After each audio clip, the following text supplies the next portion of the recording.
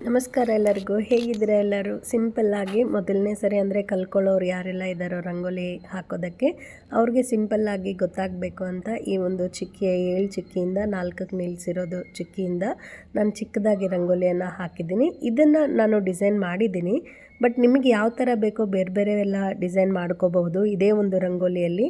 So ನೀವು ನೋಡಿ, ಇದನ್ನು ನೋಡಿದ್ರೆ ನಿಮಗೂ ಒಂದು ಐಡಿಯಾ ಬರುತ್ತೆ.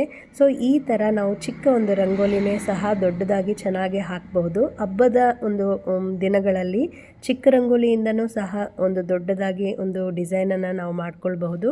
ಅದಕ್ಕೆ ನಾವು ಸ್ವಲ್ಪ ಸಮಯ ಕೊಟ್ಟು ನೋಡಿಕೊಂಡ್ರೆ ಚೆನ್ನಾಗಿರುತ್ತೆ. ಸೊ ನಮಗೆ ಪ್ರತಿನಿತ್ಯ ಹಾಕೋದಕ್ಕೆ ಚಿಕ್ಕ ಚಿಕ್ಕ ರಂಗೋಲಿಗಳು ಸಾಕು. ಆದರೆ ನಿಮಗೆ ದೊಡ್ಡ ರಂಗೋಲಿ ಇಷ್ಟ ಅಂದರೆ ಇದರಲ್ಲಿನೂ ಸಹ ಹಲವಾರು ಒಂದು ರಂಗೋಲಿಯ ಒಂದು ಡಿಸೈನ್ಸ್ ಇರುತ್ತೆ. ನಾನು ಮತ್ತೆ ಹೋಗ್ತಾ ಅವನ್ನೆಲ್ಲ ನಿಮ್ಮ ಜೊತೆಗೆ ಶೇರ್ ಮಾಡ್ಕೊಳ್ತೀನಿ. ಚಿಕ್ಕದಾಗಿ ಈ ಒಂದು ರಂಗೋಲಿ ನಿಮಗೋಸ್ಕರ ನೀವು ಎಲ್ಲರೂ ನೋಡಿ ಹೇಗಿದೆ ಅಂತ ನನಗೆ ಕಮೆಂಟ್ ಬಾಕ್ಸಲ್ಲಿ ತಿಳಿಸಿ. Thank you very much.